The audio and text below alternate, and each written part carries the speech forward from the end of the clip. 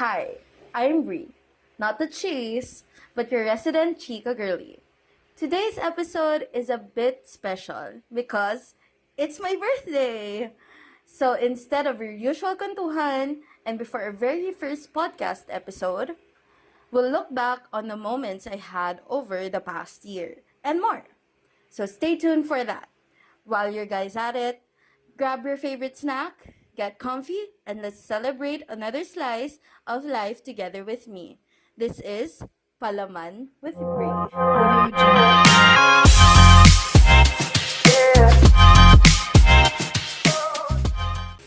Hi everybody! As I've said in the intro, it's my birthday. Welcome to Palaman with Brie. This is a special episode because it's my birthday. I'm filming this August 7. I'm posting it on my birthday. Share ko lang naman. And we're calling this episode Today's Spread, Gratitude, and Growth. Kung nakikita niyo ako gumaganyan, nandito yung laptop ko. Share ko lang naman. Pero, ayun. I'm not considering this as a first episode since it is a special. But, consider it as a second episode, a first episode. So, ayun. Let's dive into, I've sectioned parts of this podcast. So, we're diving in first to the birthday reset. The birthday reset tackles everything high and low, the plot twists that I have over the past year, August 2025 to August 2026. That's the timeline. So, all of that within a year, I'm counting it. So, first, let's talk about my favorite plot twists for the past year, which are the highs of my year. So, family-wise, on my father's side, my titas from the UK and from Canada came home here in the Philippines to spend time with us, Team Philippines. So, ang saya nun kasi nakailang gala kami. They've also spent time in our house since yung family ng tita ko na taga UK, they spent their, they stayed at our home.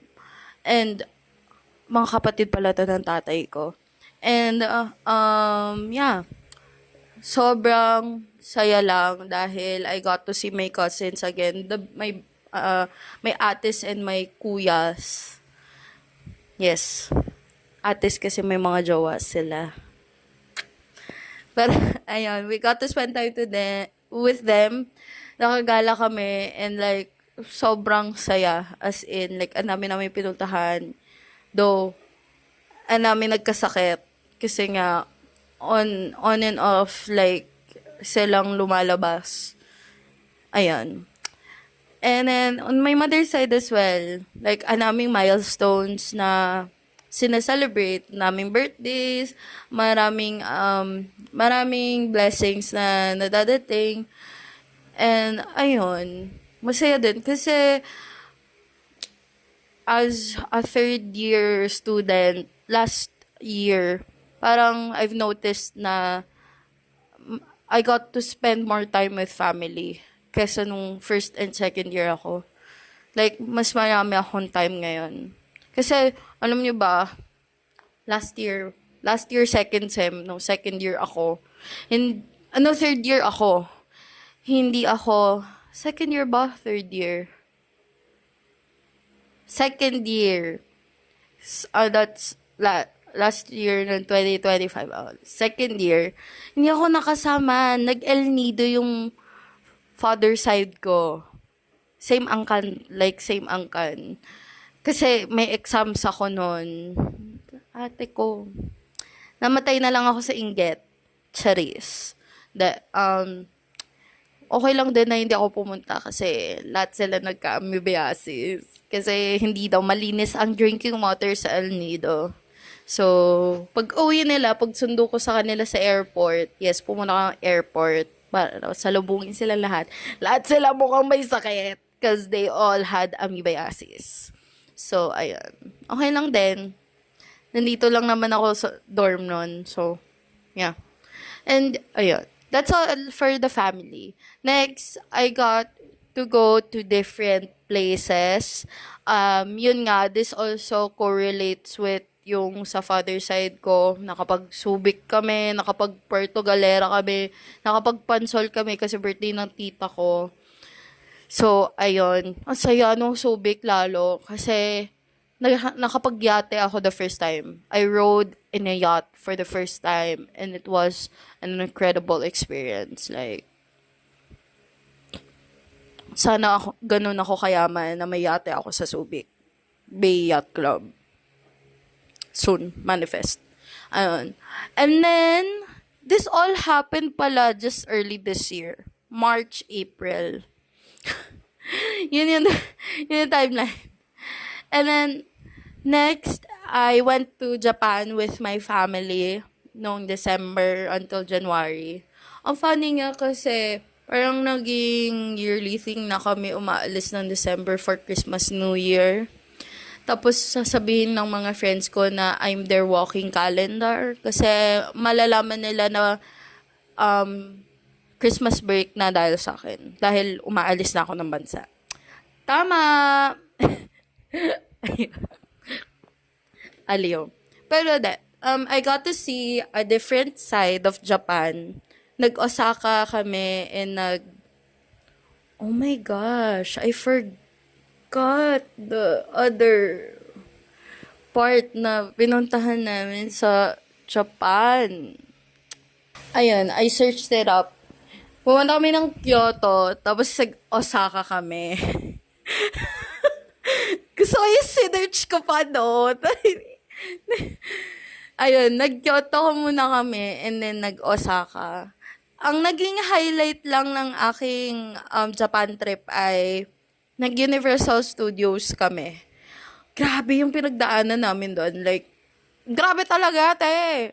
Like, 5:30 ba or 6:30 ng umaga, tatakbo ka from train station, parang ako nagsa-stampede. Tapos, like, masuka-suka. Sorry, guys. Sa mga, if pinapanood yun to ng kumakain, masuka-suka na ako papunta sa pila. Ganun ka, ang mga Japanese. Grabe talaga.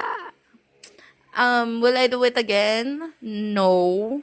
Like yung running experience, papunta sa pila ng Universal. Pero I would go back kasi gusto ko ikutin yung ibang parts ng park kasi hindi namin masyadong like na ikutan. Parang nung nag-Disney Sea kami. So, ayun. And like, yun, medyo sad lang ako kasi nagloko yung camera ko. So, onti lang yung pictures na na-save nung nag-Japan kami. My God! Onti lang yung na-post ko sa Instagram. My goodness. And ayun, we got to also countdown for the New Year's. We also went to Kobe pala. We ate authentic Kobe beef. Sarap. We were also with yung kapatid ng tatay ko. Sila Tita Casey. They also went to Japan that time. So, nag-meet kami sa Osaka. Ang galing, di ba? We got to spend 2 to 3 days with them sa Osaka. Kasi nag-Kobe kami. Yes. Ayun. Tapos, nung New Year's countdown kami dun sa bridge, yung may Glicoman, grabe. Munti ka na kami matapunan ng soy sauce. Kasi yung mga Japanese doon, like, ang sikip kasi doon. Kasi, kapag New Year, ang daming tao talaga. Tapos, may mga guards na talagang ipupush ka. Kailangan mo maglakad talaga. You can't stop. So, umikot kaming ganyan. Tapos, Happy New Year na. Wala fireworks. So, like, may mga umiinom sa bridge. Talaga hawak sila ng alak ko. Tapos, yung isang Happy New Year! Tapos, may hawak siyang soy sauce na bukas. Bagong bukas. Munti ka na kami matapunan ng tatay ko. Yun yung chaser nila dun sa parang gin ata na iniinom nila. Aliw. Pero, ayun. Those were like the travel highlights of my last year. Next, I got to watch concerts and musicals. Musical, kasi isa lang, which is Dear Evan Hansen. One of my bucket list na musicals. I got to watch it. Tapos, yung sa concerts, yung Four of Spades, yung mga concerts ni Earl, Agustin. May K-pop ba ako pinuntahan? Di ko na maalala. TXT. I got to watch TXT this year long, early this year lang din. Nung February. Ayan. And then, for academic-wise, I passed my second year subjects while I was taking third year college. Hoot hoot! Talagang highlight yon ng stake. I mean, hindi highlight ng stake ko sa UST, pero highlight yon ng, ng being a regular student is to finish like your backlogs for second year. Kasi yun talaga yung nagpa-backlog sa akin. Kasi maraming prerequisites sa majors ko. So, ayun. I got a 90 sa finals ko sa advanced illustration. Umiyak talaga ako nung nakita ko yung grade ko, Kasi sobrang fulfilling sa akin nun dahil ang mahal din ng paprint tong libro ko. Kailangan kong i-effortan kasi hindi talaga ako magaling mag-drawing, guys. As in. We'll dive into another episode with that. Yung tungkol sa UST journey ko. So, ayun. And, ayun. Since BS org ako, isa lang naman yung org ko, pero grabe yung ginagawa ko for the CFAD SC. I'm, like, really happy sa mga nagiging works ko. Like, I got to meet new people. I got to get close with them. I got to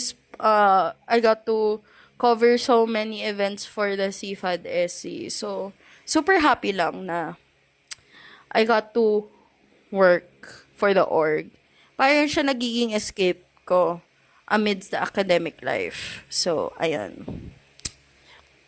Yes. And now, we're going to talk about the lows of my year. So, actually, onti lang naman yung nakalagay here. Sorry, may kodigo ako dito. Kung hindi nyo nakikita sa salamin ko. Hindi ko alam kung nasabi ko na, pero yan. So, as I've said kanina about sa academic life ko, I am an irregular student and it's hard for me to cope up with it. Like, tanggap ko. Pero minsan, may instances na hindi ko siya tanggap. Lalo na ng backmaster, umiyak ako, magulgul ako kasi na-realize ko na hindi ko makakasama ang mga friends ko. Graduate. So, ayun. That's a story for another time. For another episode. Pero, ayun. Tanggap ko siya, pero sometimes not. Pero, hindi ko din alam kung paano siya i-explain sa mga tao. Kasi minsan, sasabihin nila, Brielle or Angela, gagraduate ka na? Anong year ka na? Hindi ko ma-explain. Kasi, ang unang kong sasabihin ay, hindi ko din po alam dahil ireg po ako. Tapos sasabihin lang nila, okay lang yan. Wala sa oras pagka-graduate. Which is true. Tama yun. Take your own pace, everybody. Learn it from me. Pero wag kayo tutulad sa akin. Manifest, kumatok kayo. Manifest nyo, gagraduate kayo. And, ayun. Syempre, minsan, there will always be some episodes in my life na talagang malungkot ako over things na hindi ko na lang i-explain pa. Pero yun lang naman yung major, being Rick. And, to be honest, creating this podcast, di ko naman ipapagkaila na nagka-anxiety ako. Nagka-anxiety ako before starting this podcast because hindi ko alam kung magugustuhan ng mga tao ang boses ko. or like if people would listen, people would genuinely listen to this podcast. I mean, you gotta start somewhere. Gonna start small. So, go na. And, share ko lang naman na this podcast was supposed to be Bread Talks by Brie. Or Bread Talks with Brie. Pero, parang mas catchy daw yung Palawan with Brie. According to my friends. So, we went with that. Ayun lang naman yung lows ko for this year. Wala naman akong binagsak. Yay! I am on the way to 3.5. 3.5. Pero, ayun. Hindi. I'm happy where I am right now. So, ayun. And lastly, for this segment, is the things I'm choosing to outgrow. So, these are like the traits that I currently have and I want to outgrow them kasi minsan naiinis na din ako sa sarili ko. So, ayun. First is overthinking. I mean, everybody overthinks. Pero grabe yung overthinking skills ko to the highest level. Parang konting kibo mo lang na naka-RBF ka sa akin, tatanungin na kita, galit ka ba sa akin? Yes. Which is the second trait I wanna let go, seeking validation from other people as a words of affirmation girl. Yes. Ang aking love language ay words of affirmation. Baka hindi kayo maniwala, pero konting sabi niyo lang, oh my God, ang galing mo. Te, that will make my day. As in talaga. When you tell me, oh my God, I love your work. Oh my God, that is going through my heart and through my brain, and I'm gonna say, thank you. Ganun siya ka-meaningful sa akin. Or like, ganun ko siya dinadamdam. Ayun. Kaya nga, minsan yung mga friends ko naiinis to sa akin, ano ba, Brielle? Bakit ka ba sorry ng sorry? Bakit ka ba tanong ng tanong kung galit ako sa'yo? Hindi, te. Gusto mo magalit ako sa'yo? Yan. Yan yung mga friends ko sa akin. Hello, guys. Sorry na. Eto na. I-outgo ko na siya. Sana. Pero feeling ko hindi. Pagalitan niyo ako kapag pag hindi ko trinay. Ayan. Next is people-pleasing at all cost. Meron akong tendencies kasi ang mga Leos po ay ma-pride. Hindi ko na po ipagkakaila, pero ma-pride po ang mga Leos. So, sasabak at sasabak. And, what I mean by people-pleasing at all costs, parang, minsan kasi, napapansin ko to sa sarili ko, na kapag, like, there are people na parang, I tend to show off. Parang, oh shit, dapat galingan ko. Ganyan. Like, yeah, bigyan ko yung all ko. Tapos, tatawa ko malakas, ganyan.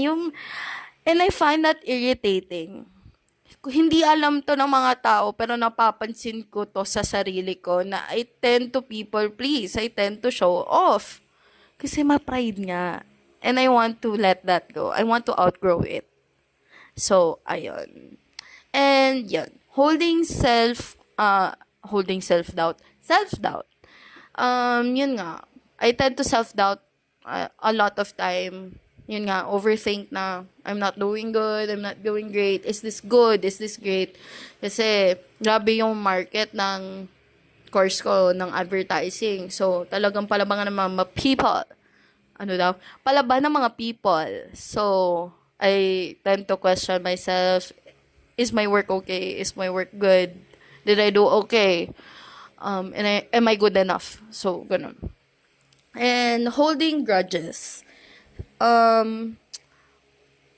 May mga tao na talagang hindi ko ma-let go ang grudges ko. Like, talagang until to this day, galit pa din ako sa'yo or inis pa din ako sa'yo sa mga nangyari from the past years.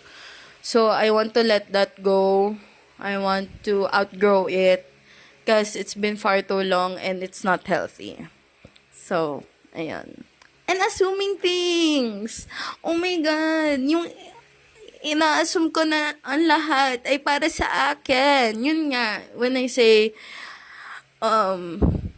tinatanong ko yung mga friends ko, yun nga, na kung inis sila sa akin. That's assuming. Like, talagang, kaya guys, takot ako sa mga may RBF. Pero kung ka-close kita at alam kong may RBF ka, alam kong hindi ka galit sa akin kasi ganun yun. Ganun ka talaga. Hindi. Yeah. I should stop assuming things. I want to outgrow that. Ayan. And lastly, I forgot this point, but what am I making for?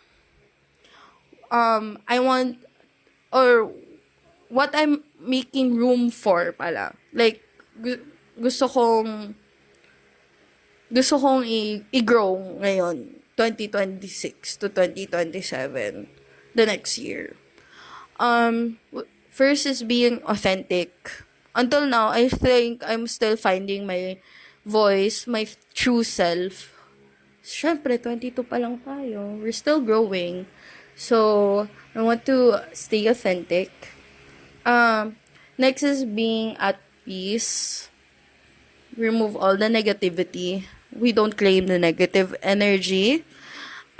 Meaningful and genuine connections. I want to create more connections with the people na I hope I could meet this year and have those have it meaningfully and genuine. So ayan. More opportunities manifesting. Sana magka-opportunities pa in the coming year. And yun nga. Respect to myself. Kasi minsan, I think this goes with all of us na minsan we tend to violate ourselves. Nung parang pinapagod na natin yung sarili natin. We're doing negative things to our body na hindi na natin alam. So, respect to myself, mentally and physically. And to dream more. Kasi libre lang mangarap.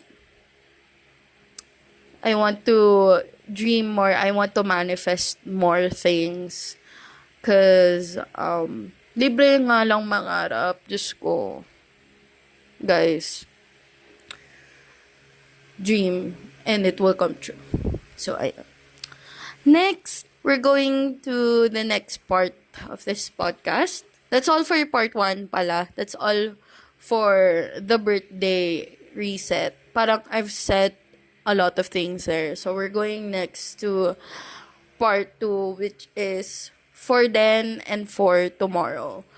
I just want to create a letter to my younger self and to my future self and to the people who have stayed and for the people who made me.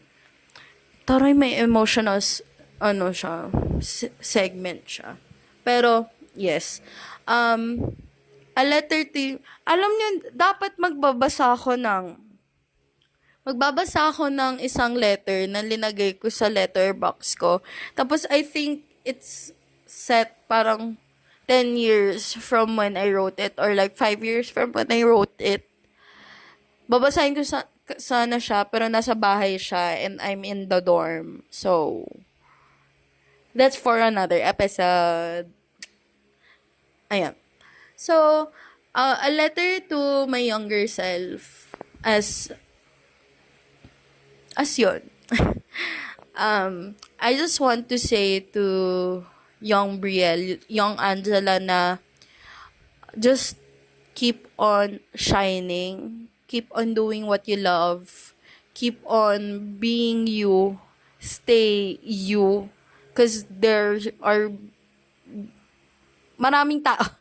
Try na i-English. Pero, yeah.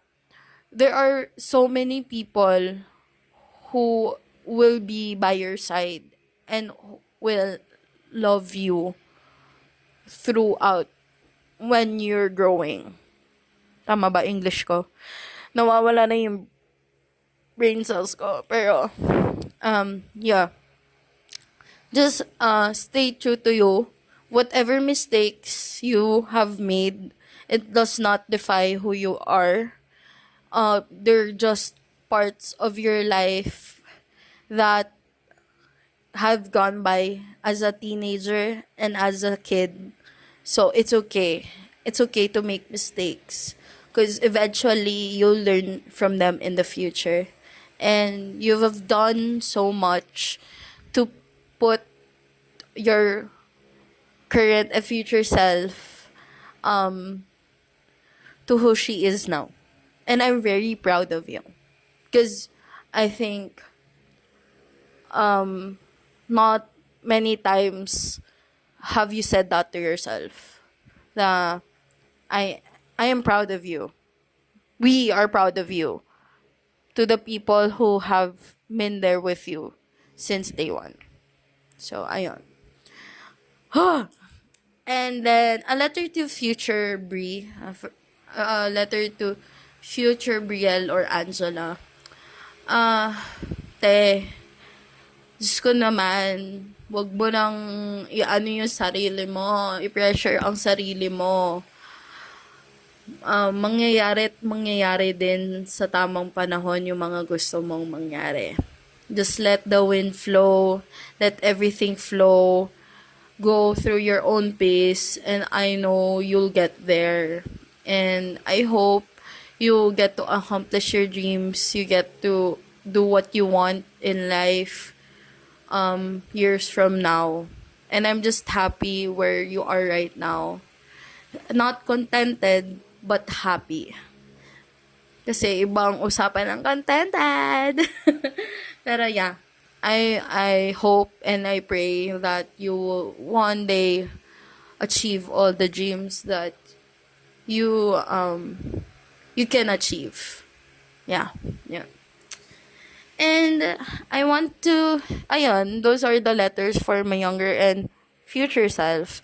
And I want to just thank you, say thank you rather to everyone who have, who has, who had, who has, who had stayed or has current, ang hirap mag-English, but gusto kong magpasalamat sa mga taong nandyan para sa akin lagi. Yung mga nagstay, yung mga constantly nag-affirm sa akin, yung nagbe-believe sa akin, yung may tiwala sa akin. I want to say thank you to you guys, my high school friends, my college friends, my family, kay mama, kay daddy, kay Basti, and like to my titas, my titos, mother and father side, who has constantly said, I believe in you, thank you. And to everyone who, yun nga, to everyone who just stayed, who has shared so many memories with me, who had, sa mga, ano tawag dito? Sa mga, hindi nagtempe, pero, alam mo yon who has stayed through my goofiness, to my kaweirdohan, to my childish self. Thank you. Kasi not many people will stay for the person that you are. Tama ba? Yeah. Ayun. Thank you so much for just being there, for being constantly being there. Ayun. And yeah, I think I've said a lot in this birthday episode. I just really am glad to just wake up every day. Hello, beautiful. Copyright. Pero hindi. Kidding aside, I'm just grateful to be waking up every day because no, not a lot of people get to, and I've been like, celebrating my birthday is like one of the most anticipated times every year because I get to just celebrate me and I get to blow another birthday cake and say, I'm getting old. And alam nyo, the past days, iniisip ko lang na, parang ang bilis ng panahon. Time flies fast so quickly na, oh my God, parang dati lang, I could remember what I was doing in grade 1. And now, I'm in college. 4th year pa.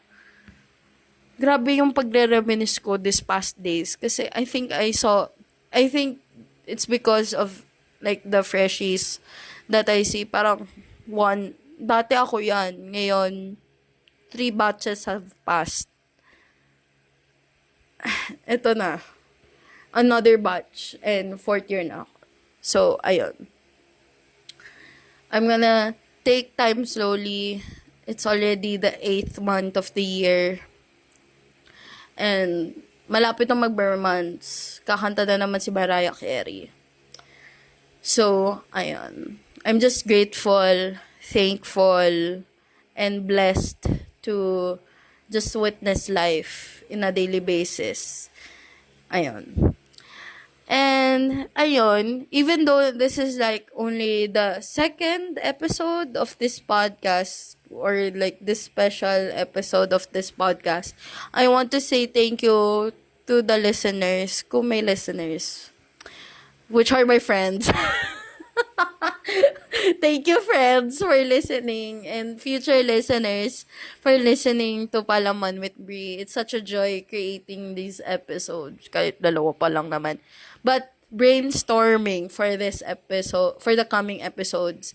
I hope you get to still stay on this roller coaster with me. Stay on this oven that's baking. Oh, diba? Diba?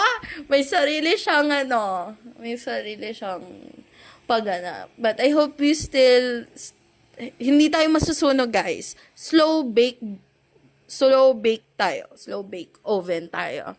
But I hope you get to stay with me with all the episodes that are coming. Please stay tuned for that. May mga guests ako.